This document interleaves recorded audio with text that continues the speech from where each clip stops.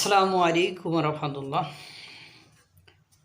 একজন ব্যক্তি তার জীবদ্দশার অধিকাংশ সময় সাংবাদিকতা করে কাটিয়েছেন এবং তিনি বিভিন্ন সময় বিভিন্ন সাংবাদিকদের সবক শেখান দেখি বা সবক দেন যে সাংবাদিকতা কিভাবে করতে হয়, কোনটা সঠিক সাংবাদিকতা। জনকণ্ঠ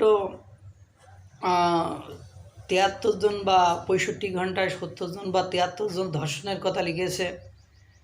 এই জন্য তিনি অনেকটা দালাল সাংবাদিকতার কথা বলেছেন যে এ ধরনের, আমরা সেই জনকণ্ঠকে বলেছি এ ধরনের সংবাদ না করতে বা এ ধরনের সংবাদ করার জন্য বলেছি। আমরা আগের যে সরকার ছিল সে সরকারের পক্ষ হয়ে কাজ করতো, এরকম আর কি। যাই হোক, তিনি এর আগেও বেশ কিছু সংবাদ মাধ্যমকে ওই ধরনের কথাবার্তা বলেছে এবং গঠনমূলক সাংবাদিকতার কথা বলেন এবং একটা ইংলিশ পত্রিকার সাংবাদিক ছিলেন, সেখান থেকেই আর কি এখানে এসেছেন। নিজেকে খুব ভালো মানের একজন সাংবাদিক, দক্ষ সাংবাদিক মনে করেন তিনি নিজেকে, এটা স্বাভাবিক। কিন্তু দুর্ভাগ্য হলো সত্য যে দিন শেষে যে সাংবাদিকতা উনি দেখালেন, সেই সাংবাদিকতায় বোঝা গেল ওনার নলেজ, মানে ওনার জ্ঞান এখনো জিরোতেই আছে। কারণ একজন মন্ত্রী পদমর্যাদার উপদেষ্টা যখন পদত্যাগ করলেন, তখন তিনি তো আর সরকারের কেউ না, অথচ উনি অর্থাৎ প্রেস সচিব শফিকুল আলম, সিনিয়র সচিব, এবং ডেপুটি সচিব যিনি, ওরা দুজন মিডিয়ার পাশে দুইজন বসে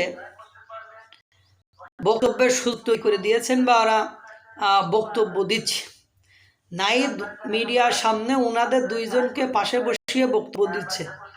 আমাদের জনগণের টাকা উনি ব্যবহার করে এই ধরনের কাজ কেন করলেন? কিসের সাংবাদিক উনি? কি সাংবাদিকতা শিখছেন? এখানে কিন্তু একটা প্রশ্ন থাকে। উনি ওই জায়গায় যাবেন কেন? আর আমি গেলে কি আমাকেও ওইভাবে নেবেন বা অন্য কেউ গেলে কি অন্য কেউ এইভাবে নেবেন?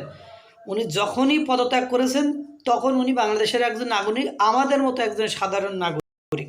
কথা একটা। তাহলে এখানে তার সাংবাদিকতার মানে যে জ্ঞান, সেটা কি প্রমাণ করে? প্রথম কথা। ২ নম্বর কথা,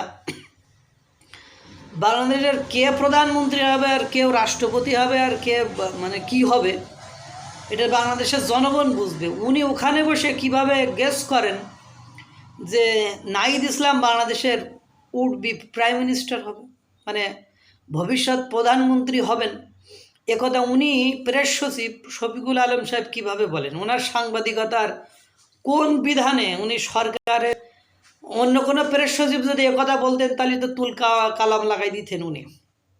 উনি কোন বিধান থেকে এটা শিখছেন? আমার জানতে খুব ইচ্ছে করে কোন বিধান থেকে এটা শিখছে। মানে সচিব থেকে এখন সিনিয়র সচিব হয়েছেন, তা এই জ্ঞান, মানে এই সাংবাদিকতার জ্ঞান বা এই দেশ সম্পর্কে জ্ঞান বা কাকে কি সুযোগ সুবিধা দিতে হবে, এই জ্ঞানই তো নেই। ডক্টর মোহাম্মদ ইউনূস সাহেব নিজে কোনো অন্যায় করছেন না, কিন্তু চারিদিকে যে অন্যায়ের ঘটনা ঘটছে তাতে করে বোঝা যাচ্ছে ডক্টর মোহাম্মদ ইউনূস সাহেবকে আমরা বাংলাদেশের জনগণ সহ পৃথিবীর মানুষ ডক্টর মোহাম্মদ ইউনূসকে যত ভালোবাসতাম, সেই ভালোবাসার জায়গাটা কোথায় যে দাঁড়ায় সেটা শুধু দেখার বিষয়। আমরা দেখবেন আপনি মায়ানমারে অং সান সূচি কিন্তু তার নামে আন্তর্জাতিক আদালতে মানবাধিকার লঙ্ঘনের বিচার হচ্ছে, এটা জানেন। উনিও কিন্তু শান্তিতে নোবেল পুরস্কার প্রাপ্ত এবং বিশ্বের একজন নামকরা ব্যক্তিত্ব। শুধু উনি নয়, আরও ৫-৬ জন নোবেল বিজয়ী যারা বিশ্বে বিচারাধীন অবস্থায় আছেন বা বিচার হচ্ছে তাদের নামে। এখন কথা না, ওখানেও কিন্তু দেখেন ওই অং সান সূচি ক্ষমতায় থেকে এরকম বর্বরতা বা বিভিন্ন বর্বর লোকদেরকে বর্বরতা চালাতে দিয়েছিল। শাসকরা খুব বেশি বর্বরতা চালায় বা খুব বেশি দুর্নীতি করে, এটা কিন্তু খুব বেশি নয়। কিন্তু কথা হলো, শাসক যদি তার সামনে ঘটে যাওয়া দখলদারি, চাঁদাবাজি, ধর্ষণ, খুন, রাহাজানি, এগুলো যদি প্রতিহত না করতে পারে বা এগুলো যদি দেখুন অবুঝের মতো ভূমিকা পালন করে। যেমন 32 নম্বর ভাঙলো, সরকার কোনো ভূমিকা পালন করলো না। এখন যদি সারা বাংলাদেশে মবেরা এভাবে খেপে যায়, তাহলে উনি কি মানে দেশ ছেড়ে চলে যাবেন, বা উনি কি ক্ষমতা ছেড়ে দিবেন? অবশ্যই কী করবেন, উনার প্রশাসন দিয়ে এটা প্রতিহত করবেন। স্বরাষ্ট্র উপদেষ্টার দেশের আইন শৃঙ্খলার অবস্থার অবনতির কারণে তাকে মানে পদত্যাগ করানোর জন্য বিভিন্ন বিষয় নিয়ে আন্দোলন করেছে। তা কি স্বরাষ্ট্র উপদেষ্টা কি পদত্যাগ করেছেন? করে নাই। সুতরাং একটা জিনিস এখান থেকে স্পষ্ট, এ সরকার সুষ্ঠু নির্বাচন করতে পারে না। কারণ এ সরকারের প্রেস সচিব তিনি তো আর নাইদের বা নতুন যে রাজনৈতিক দল হচ্ছে সেই দলের প্রেস সচিব নয়।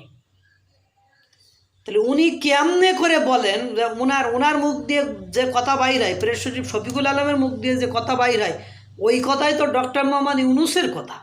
তাহলে উনি কিভাবে বলেন যে নাইদ হবে প্রধানমন্ত্রী, বা নতুন যে রাজনৈতিক দল করবে ওরা ভালো করবে?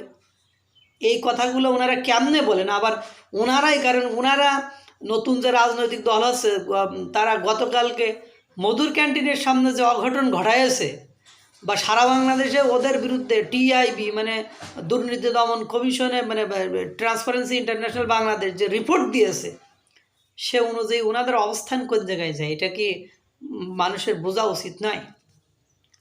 তা বাংলাদেশের আসলে এই বর্তমান সরকারের দ্বারা সুষ্ঠু নির্বাচন সম্ভব নয়, কারণ ইতিমধ্যে তার একাধিক নজির প্রমাণ জনসম্মুখে প্রকাশিত হয়েছে, এবং প্রেস সচিব নাহিদ ইসলামকে পাশে নিয়ে বক্তব্য দিয়ে যে কথা বলেছে তাতে করে বোঝা যায় এ সরকার কোলঘাসা পক্ষপাত বায়াসড সরকার।